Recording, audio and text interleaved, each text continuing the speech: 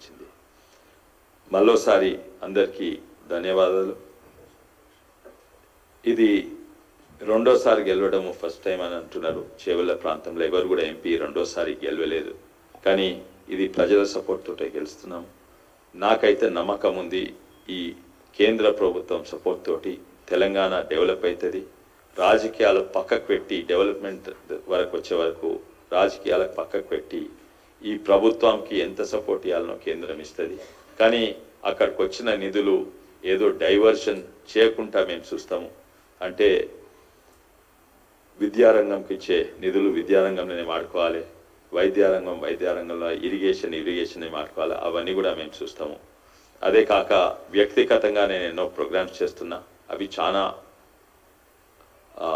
చాలా ఏళ్ళ సంది 9 ఏళ్ళ సంది 200 గ్రామాలకు నేను స్కూళ్ళకు పోయి బాత్రూమ్ గడుపుతున్నా. ఇప్పుడు ప్రతి గ్రామానికి నేను ట్రక్స్ పంపి బాత్రూమ్ క్లీనింగ్ చేసేందుకు ప్రయత్నం చేస్తాను. వ్యక్తిగతంగా ఎంప్లాయ్మెంట్ కూడా ఎంతో టూరిజం వల్ల వేరే వాట్ల వచ్చినాయి ఎన్నో వందలాది కుటుంబాలకు, అది కూడా వ్యక్తిగతంగా చేసేట్టు కూడా చేస్తా. అన్ని విధానంగా నేను ఒక ఆదర్శ ఎంపీ ఎట్లుండాలనో, ఇండియాలోనే బెస్ట్ ఎంపీ 100% అటెండెన్స్ తోటి బెస్ట్ ఎంపీగా అయితందుకు నేను తప్పనిసరి ప్రయత్నం చేస్తా. మళ్ళోసారి అందరికీ ధన్యవాదాలు. ముఖ్యంగా చేవెళ్ళ ప్రాంత ప్రజలందరికీ ధన్యవాదాలు.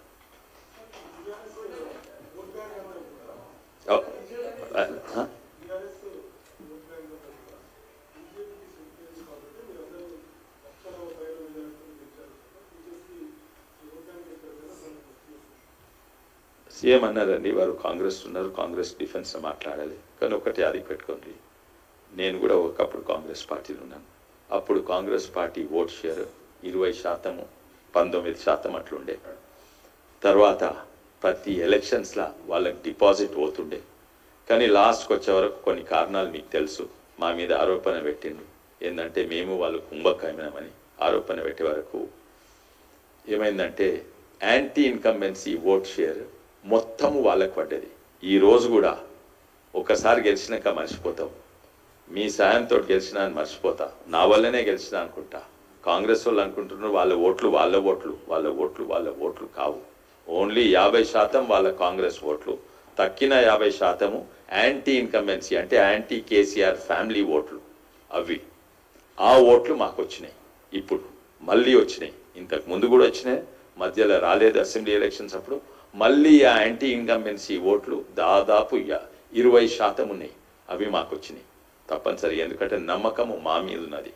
అయితే వాళ్ళు అనేది ఓ తీరే చూస్తే అవును, మొన్న కాంగ్రెస్కి వచ్చిన వాళ్ళు ఆ టీఆర్ఎస్కి వేసిన వాళ్ళు మాకు వేసినారు, అది వాస్తవమే.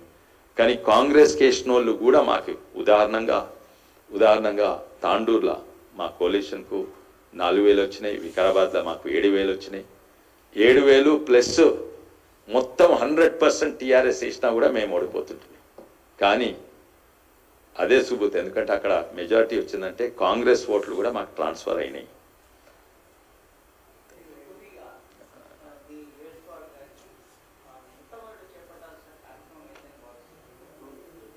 నేను 4 కార్యక్రమాలు ఆల్రెడీ మొదలుపెట్టినాను. ఒకటి రైల్వేస్ సంబంధించింది, రైల్వేస్ డీజీఎంను కలిసినాను. ఒకటేమో ఎంఎంటీఎస్, ఇంకోటేమో స్టాప్లు, అది ఆల్రెడీ మొదలుపెట్టినాను, కలిసినాను ఈ దేశం.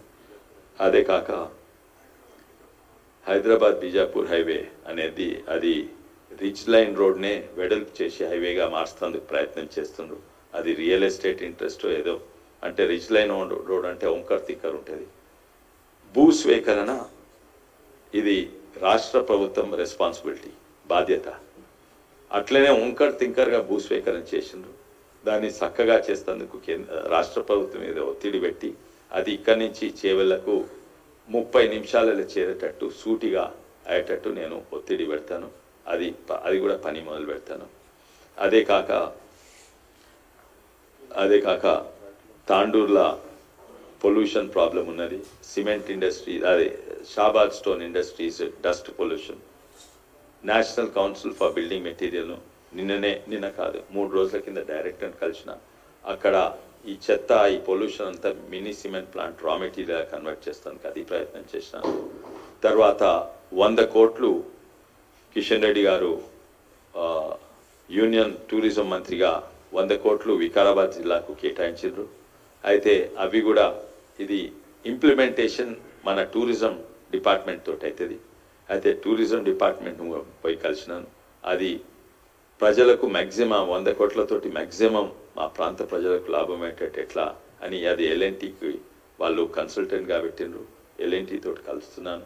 అయితే ఎందుకంటే వాళ్ళకు టెక్నికల్గా తెలుసు కానీ ప్రాంత ఇష్యూస్ మంచిగా తెలియదు. అది కూడా మొదలుపెట్టినాను. ఇంకోటి టమాటా రైతుల సమస్యలు ఆల్రెడీ ఒక సైంటిస్ట్ IIIT నుంచి మాతోటి పనిచేసాడు, మొదలుపెట్టిండు. అది కూడా సో అయితే నేను ఆల్రెడీ ఈ 4 పనులు అయితే మొదలుపెట్టాను. కానీ 4 పనులు కాదు, 400 పనులు ఉన్నాయి. జియో 111 తీసుకొని జియో 69 చేసిండ్రు.